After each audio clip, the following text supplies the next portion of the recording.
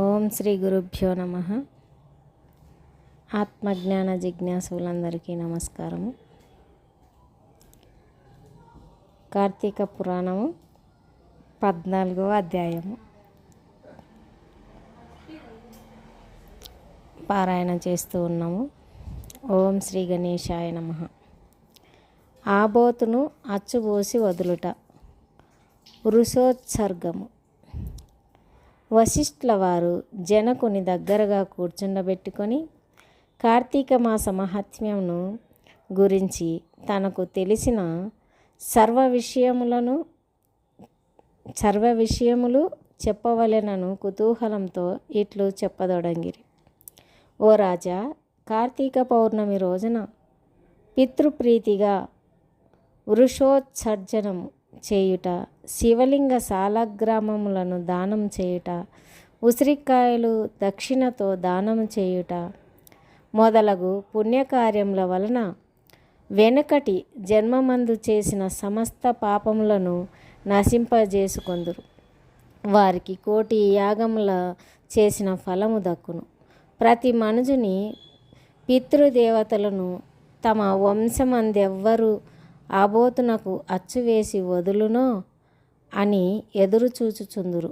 ఎవడు ధనవంతుడై ఉండి పుణ్యకార్యములు చెయ్యక, దాన ధర్మములు చెయ్యక, కడకు ఆబోతునకు అచ్చువేసి పెండ్లి అయినను చెయ్యడో అట్టివాడు రౌరవాది సకల నరకములు అనుభవించుటయే కాక వాని బంధువులను కూడా నరకమునకు గురి చేయును.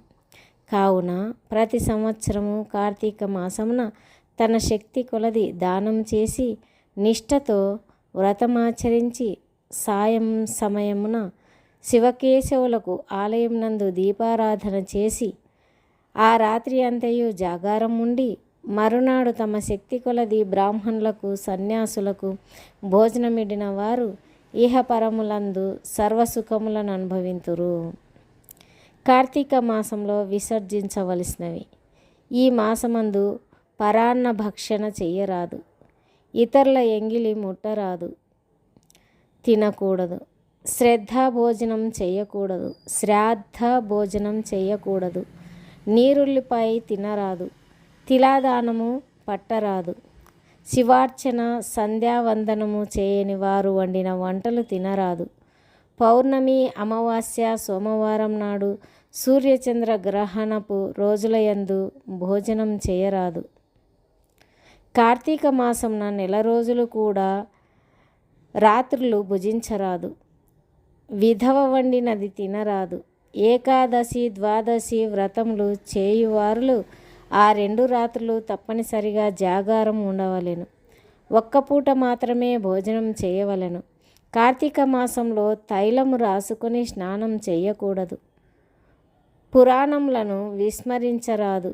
కార్తీక మాసంన వేడి నీటితో స్నానము కళ్ళుతో సమానమని బ్రహ్మదేవుడు చెప్పెను.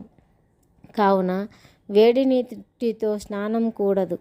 ఒకవేళ అనారోగ్యంగా ఉండి ఎలాగైనా విడవకుండా కార్తీక మాస వ్రతం చేయవలెనన్న కుతూహలం గలవారు మాత్రమే వేడి నీటి స్నానం చేయవచ్చును. అట్లా చేయువారులు గంగా, గోదావరి, సరస్వతి, యమున నదుల పేర్లను మనసులో స్మరించి స్నానం చేయవలెను.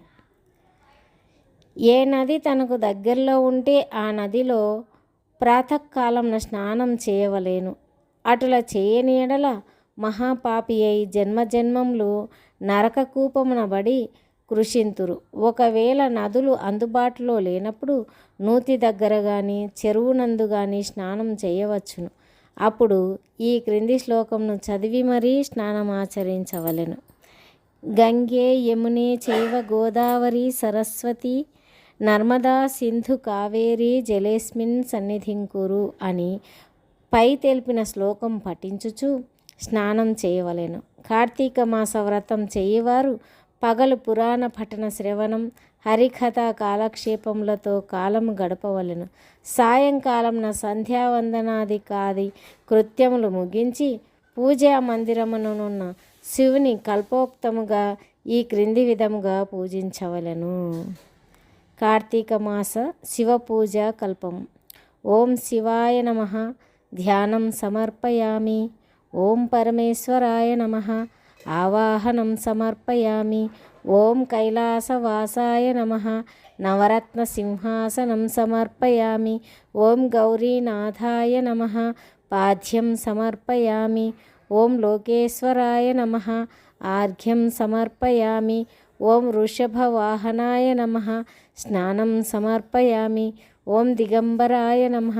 వస్త్రం సమర్పయామి. ఓం జగన్నాథాయ నమః. యజ్ఞోపవీతం సమర్పయామి. ఓం కపాలధారిణే నమః. గంధం సమర్పయామి. ఓం సంపూర్ణ గుణాయ నమః. పుష్పం సమర్పయామి. ఓం మహేశ్వరాయ నమః.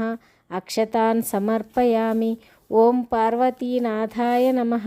ధూపం సమర్పయామి. ఓం తేజోరూపాయ నమః. దీపం సమర్పయామి. ఓం లోకరక్షకాయ నమః. నైవేద్యం సమర్పయామి. ఓం త్రిలోచనాయ నమః. కర్పూర నీరాజనం సమర్పయామి. ఓం శంకరాయ నమః. సువర్ణ మంత్రపుష్పం సమర్పయామి. ఓం భవాయ నమః. ప్రదక్షిణ నమస్కారాన్ సమర్పయామి. ఈ ప్రకారముగా కార్తీక మాసమంతయు పూజించవలెను. శివ సన్నిధిని దీపారాధన చేయవలెను. ఈ విధముగా శివ పూజ చేసిన ఎడల ధన్యుడగును. పూజ అనంతరము తన శక్తిని బట్టి బ్రాహ్మణులకు సమారాధన చేసి దక్షిణ తాంబూలాది సత్కారములతో సంతృప్తిపరచవలెను. ఇటులా చేసిన 100 అశ్వమేధ యాగములు చేసిన ఫలము 1000 మాజిపేయి యాగములు చేసిన ఫలము కలుగును. ఈ కార్తీక మాసం నెల రోజులు బ్రాహ్మణ సమారాధన, శివకేశవుల సన్నిధిని నిత్య దీపారాధన, తులసికోట వద్ద కర్పూర హారతులతో దీపారాధన చేసిన ఎడల వారికి, వారి వంశీయులకు, పితృదేవతలకు మోక్షం కలగను. శక్తి కలిగి ఉండి కూడా ఈ వ్రతమును ఆచరించని వారు 100 జన్మలు నానా యోనులందున జన్మించి తర్వాత నక్క, కుక్క, పంది, పిల్లి, ఎలుక మొదలగు జన్మలెత్తుదురు. ఈ వ్రతము శాస్త్రోక్తముగా ఆచరించిన ఎడల 15 జన్మల యొక్క పూర్వ జ్ఞానము కలుగును. వ్రతం చేసినను, పురాణం చదివినను, విన్నను అట్టి వారలకు సకలైశ్వర్యములు కలిగి మోక్షప్రాప్తి కలుగును.